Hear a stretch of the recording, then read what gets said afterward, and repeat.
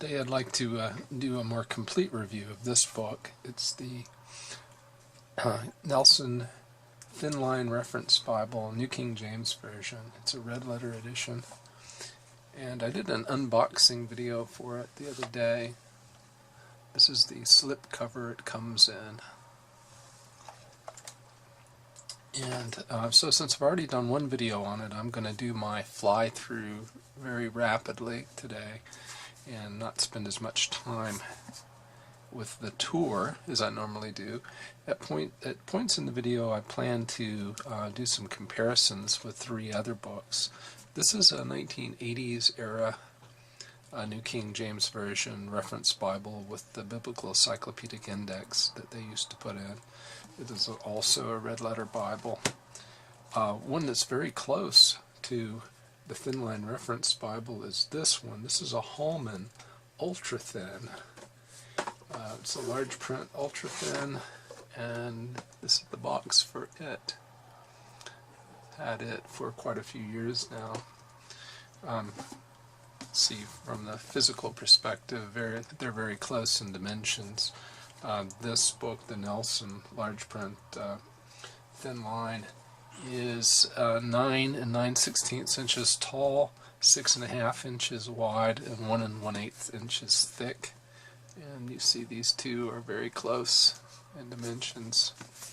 And then the third book that I'll be comparing it to from time to time is this. This is a Cambridge hardback wide margin New King James Version Bible. So we'll move into it now. It's a cloth over board with stitching lines along the outside, kind of a decorative style, gray and tan. Tan on the back, gray on the front. Has two ribbon markers, and I have moved them out of the text of the book. I will show you why later, but it's best, I think, to keep them here amongst the cardstock. Presentation page. It is printed in China, and it is the first edition from 2018. Table of contents. A very short version of the New King James Version preface. And you can see the basic layout here. Title at the top, 2 columns. Schuyler-style references at the bottom of the page. You see the book and chapter. 324 is at the bottom of this page on the left.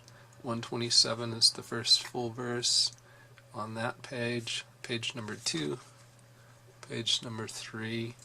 So that's the way they've decided to do it. Pages are ordered consecutively throughout the Old Testament. The Old Testament ends on page 924. We come to the New Testament. Words of Christ are in red, both on earth and after his life on earth in the book of Revelation. The New Testament ends on page, looks like 1198. And then there's a 3-column concordance. The font in the concordance is about 7 points. That's for the lowercase letters. The capitals are about 6 points, if you compare this to a Times New Roman font. The maps are somewhat low in detail. They are glossy, but it's not a very strong gloss. And in the maps you can see the stitching lines. So you have 1, 2, 3, 4, 5 lines of stitching in this book. So I'm back now at Genesis, and I wanted to show here the show through. I think this shows you both that you have a bit of show through and also the line matching. It definitely is line matched. You can see right here, for instance, the print from the other side is perfectly lined up there. The paper I like quite a lot. Page dimensions are 233.5 by 158. That's 9.2 inches by 6.2 inches. The paper thickness is about 33.7 micrometers. I estimate the paper weight is somewhere in the vicinity of 30 GSM. I like the paper. It has a soft fabric-like feel, which I have often associated with certain Oxford Bibles I've owned over the years. There is not very much luster to this paper. I'm going to try to show that with a flashlight this time to see if you can see that. See, there's not much of a shininess to it. You get a reflection, but it's a diffuse reflection. It's not a gleam, a glint, a shine that you would normally expect to see. I really do like the new font in here. This is the 2K Denmark Comfort Print font, and I think it's very nice. It's bold, it's somewhat large. We'll talk about font size in a minute. And the print seems to have been done fairly well. This is black here, of course, and there's a bit of non-uniformity. I think you might be able to see that. I'm putting 1121 over the top of 1123. 1123 is noticeably darker, but 1121 is perfectly usable, and I haven't found any variations more intense than that. There are variations in the red letters too. We'll flip back to pages 975 and 977. So here's 975, and we'll put that over the top of 977. And you should be able to see that 977 is considerably darker than 975. But 975 is still usable. Those of you who like red letters, I think that shouldn't be a problem. It's not as faded as I've seen red letters in some editions. If all red letters were like those on the right, I might actually be a red letter fan. But unfortunately they aren't. Before we put the NKJV large print ultra-thin reference Bible on a stand, I just wanted to point out that I've decided to add one more book to the comparisons, and it's this. This is the ESV large print thin line reference Bible. And I think it'll be interesting to take a look at Nelson's new comfort print and compare it to the ESV, since they're very similar in styles. So when Nelson publishes this hardback in the September time frame, it's going to be in goatskin for a price of a little over $105. So this, I think, is running about $90 in top grain cowhide. Now, before I put the book on the stand and look at the page layout carefully and the font and all that, I wanted to show the reason that I've taken the ribbons out and put them at the cardstock. Not sure you're able to see the crease lines, but the ribbon has definitely left creases in the page. There's a line that runs right through here, and it runs up into the gutter there. And it's not just on this page where the ribbon was, but it's on adjacent pages as well. So I think the ribbon was just too heavy and thick for the paper. The paper's just too soft. Not sure you're able to see it, but take my word for it, it's there. There's a crease that runs all the way down, and it's several pages on either side. Now the NKJV Large Print Thin Line Reference Bible is up on a stand, and we're going to take a look at it more closely. I mentioned earlier that the page size is 233.5 by 158 millimeters. Text is in 2 columns, as you see. Each column is 65 millimeters wide. There are about 47 characters per line, sometimes as many as 50. I counted as many as 50. There are, from the top to the bottom of the page, 51 lines of text. The margins are up here at the top, from the top of the top line of text to the edge of the paper, so that's including the space where the page number and the book title and chapter are. is 14 millimeters. At the bottom, below the references, is 8 millimeters. Inside margin can be as much as 11. It's not that much here. And the outer is about 13 millimeters. Take a look at the font. It's advertised as 11 point. And again, I really do like this font. I think it's very attractive. The capital letters are around 9.5 times New Roman. We'll take the T here. We will move it over, and I think you can see that it's about the same size. It's a fraction larger, I think, but it's very close to 9.5. But then if you look at the lowercase letters, the E and the N, the E and the N are considerably larger than a 9.5, at least to my eye. And in fact, I think it's a good match at about 11 points. The H looks too large, but the E and the N, to my eye, at least, are very close to the same size at 11.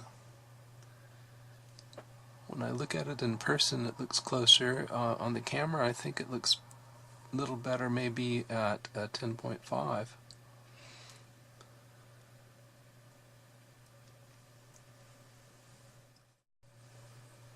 To give you a better sense for the size of characters, just show a ruler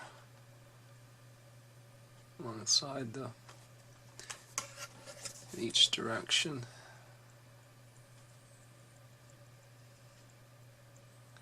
I also measured the font by measuring the height of the page, dividing by the number of columns. And when I do it that way, I get 10.9 points in the pica system, where a point is 0.3514 millimeters. Now, I just want to take a moment and talk about the references. We're here in Colossians. I'm going to zoom in at the bottom of the page. And the point of this section of the video is to point out that this is less than the full reference set that the NKJV has for a number of its editions. This is the main reason I brought out the Cambridge wide margin, because I wanted to show the references here at Galatians 1:3. So you see that there are three of them: 1 Corinthians 1:4, Ephesians 1:16, and Philippians 1:3.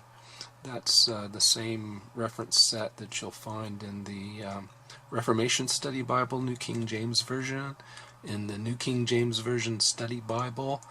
And although I don't own a Quintel, it appears from photographs that that's the same set that you find there also. But look here. In this edition, you only have one reference at 1:3, Philippians 1:3. So it's a severely truncated reference set here. Now, as it turns out, it's the same, as best I can tell from my spot checking, as the references in the Holman New King James Version, the large print ultra thin that I showed at the beginning of the video. So it's a reference set that they use quite frequently. It's just not their full reference set. So we just talked about references. Now I want to say a word about text notes. These are notes that have to do with the difference in the Greek underlying the New Testament, for instance. And so I've got us looking now at Colossians 2:2, and the New King James Version reads, "To the knowledge of the mystery of God, both of the Father and of Christ," and you see a 1 here. So you're in 2:2. We have to go to the bottom of the page and look at 2:2, and we see a note there. There we go, we're in focus. And it says, "In you" text omits both of the Father and. Well, "in you" I believe stands for the Nestle-Aland Greek New Testament.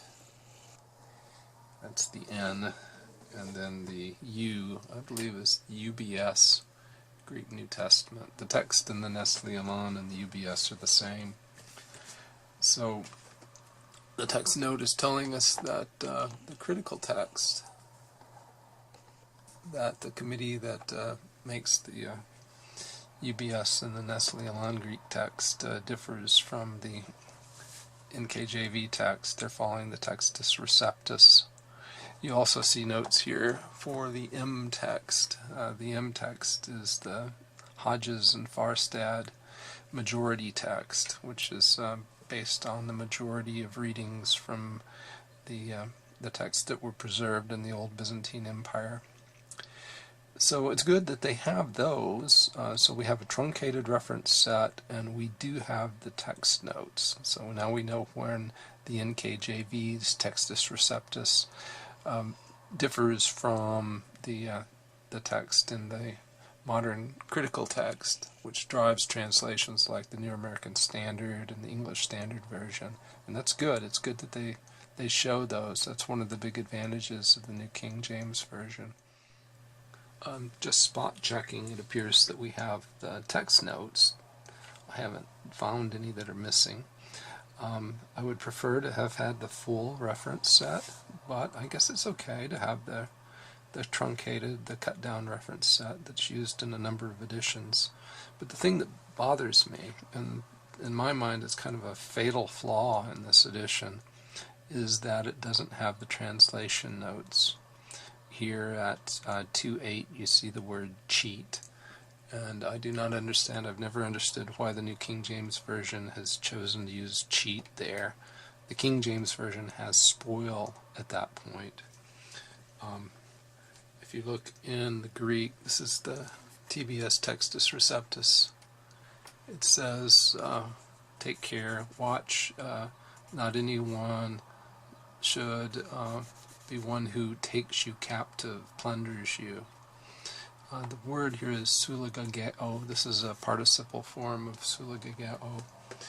And if you look in your Vines dictionary, it says that sulagageo is to carry off the spoil, to lead captive. Spoil, make the spoil of.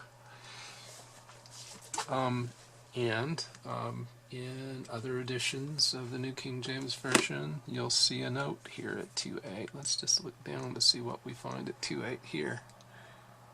2.8 we have references, Galatians, and then we're at 2.9. So there's nothing else at 2.8. But if we look in just about any other edition, this is 2.8 in the Holman ultra thin, and if you look down here at the note, 2.8, plunder, take you captive. That's what they have in the Cambridge wide margin. Plunder you or take you captive. This is from the old 1980s NKJV Reference Bible. Literally, plunder you or take you captive. I found some text notes, but it's by far from being all of them are here, and I think that is a critical oversight. I suppose they left them out as a design feature to try to save space, the same way they left out a number of the references. But I really don't think it would take up much space. There just aren't that many of the notes, and they're very useful when they do appear, particularly here. Cheat is just not, in my view, not a good translation, and the literal note is a big help. Those translation notes go missing quite early in the Bible. Here we are in Genesis 1:6.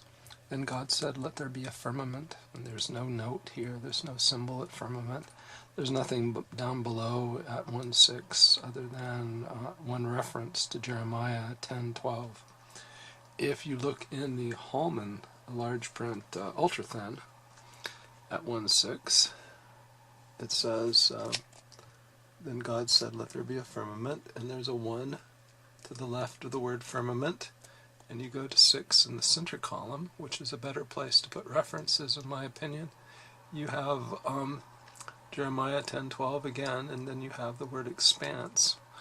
Just above that in verse 5 you have and evening was and morning was one day is the literal translation to where the King James text says, so the evening and the morning were the first day. Those are missing.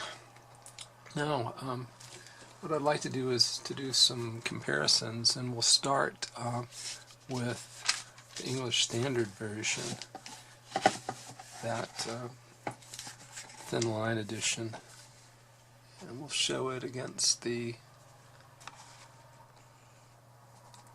New King James Version that we're reviewing here, the large print Thinline Reference Bible in the Comfort print. Before we do, let's just take a look at the characters. I really like the font. I like what 2K Denmark has done here. I think that the line spacing is quite good. It seems easy on the eye. It's not overly generous, but it's not tight the way Nelson Bibles historically have often been. I'll show you that with the Holman typeface in a minute. The Holman typeface doesn't have very much interline spacing. But this looks good to me. And the characters are not too close, and I like it. It's kind of bold, although we have some show through here that you can see. It actually is not too bad on my eyes. I like the bold characters. The paper seems relatively opaque. Now, I've never been able to warm to this ESV large print thin line, and I'll put it beside the King James, the new one, the Comfort print. And you can see that although it is larger here to the right, the characters are thinner and they're not printed as darkly. This to the right causes me more trouble than the New King James Version on the left. I really prefer the font to the left to that to the right. It doesn't come across on camera very well, but this ESV is just sort of hard to read. The show-through, even though it's line matched, the show-through causes more trouble because of the thin, not very dark characters in front. Whereas this, I really enjoyed reading that. I prefer this even though it is smaller.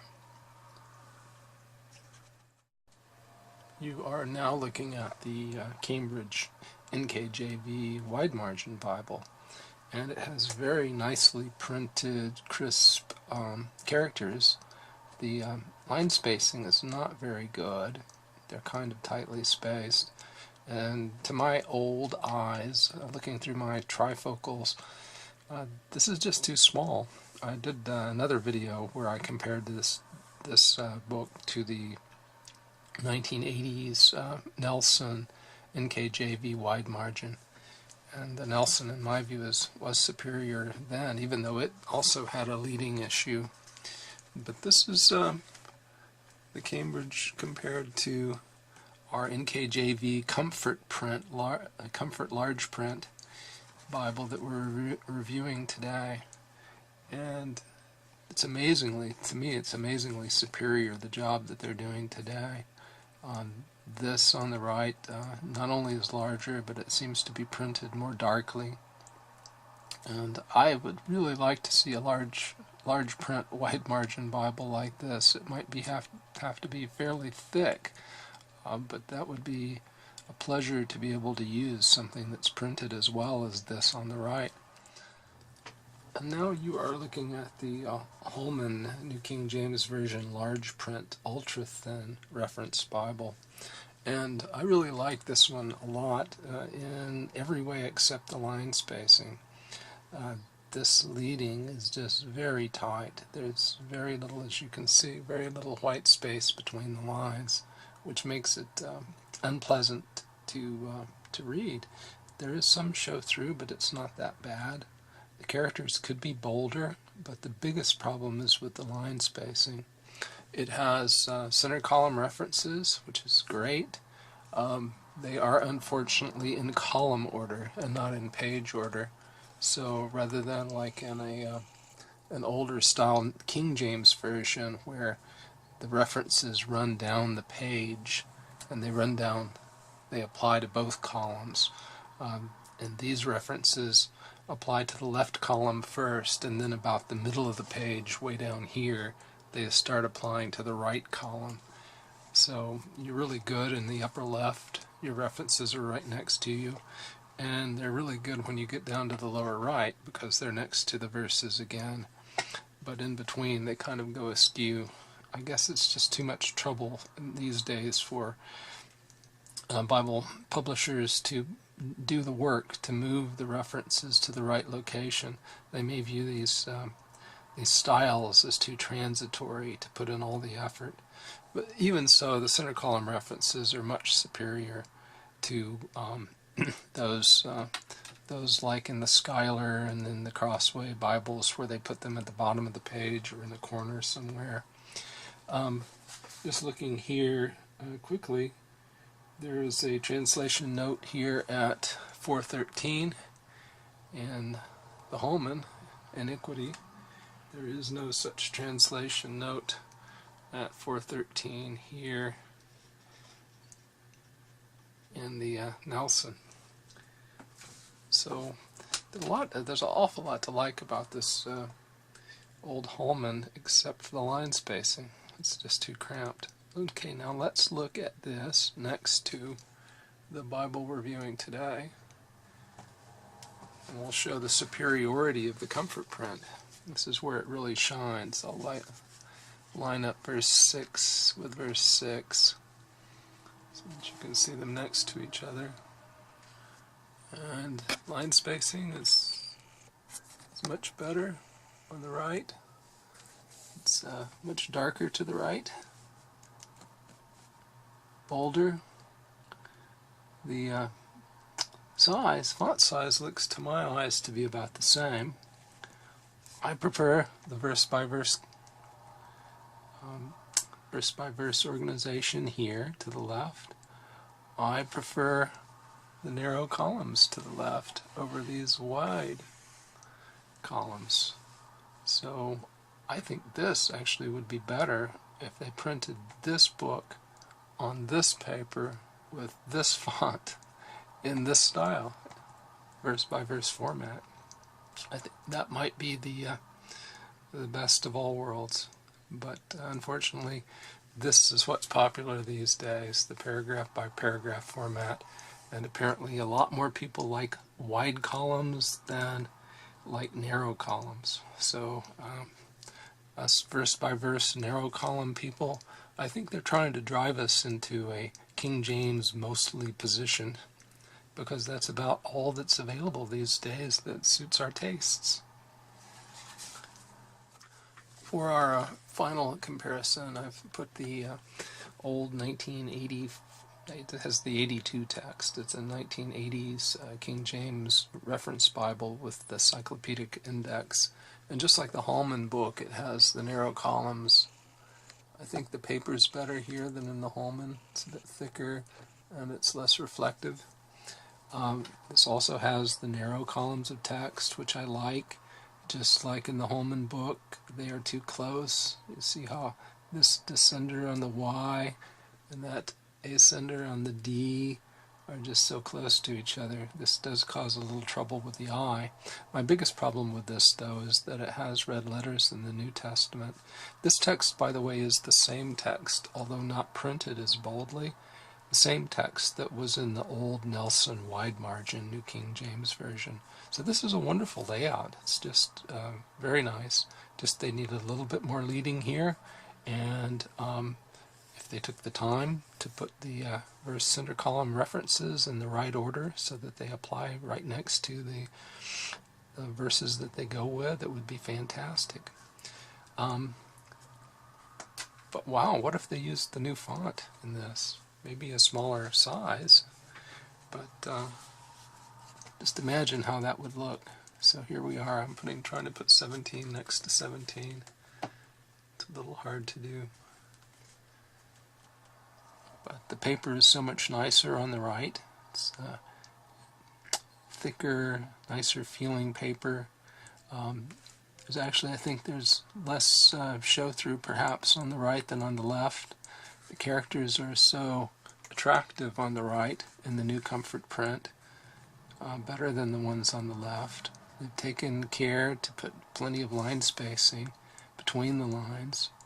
So I don't know why Nelson doesn't print this using this font and this line spacing. Maybe not quite the same font size. If they want to make a smaller format Bible, they could do that. But I think this, with the advantages of this, if you were to mix the best of this in terms of format with the best of this in terms of paper and print, you would have a fantastic Bible. But I don't think we'll ever see it, because this is what's taking over.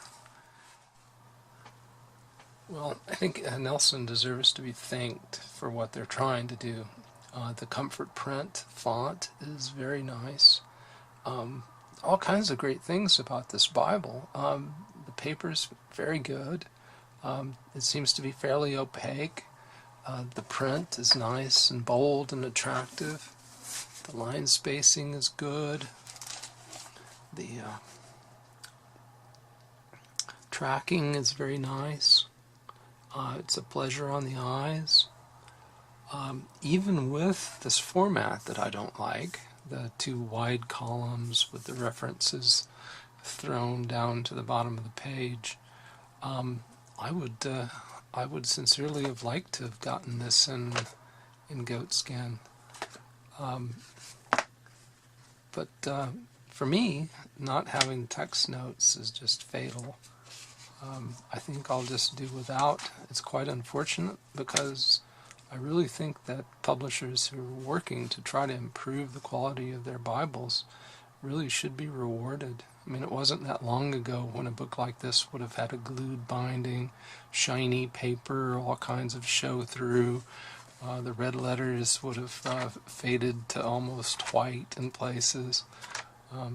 Really a piece of junk, and they've greatly improved the quality. It's just, for me, I can't see myself paying $106 for a goatskin Bible that does not include the translation notes.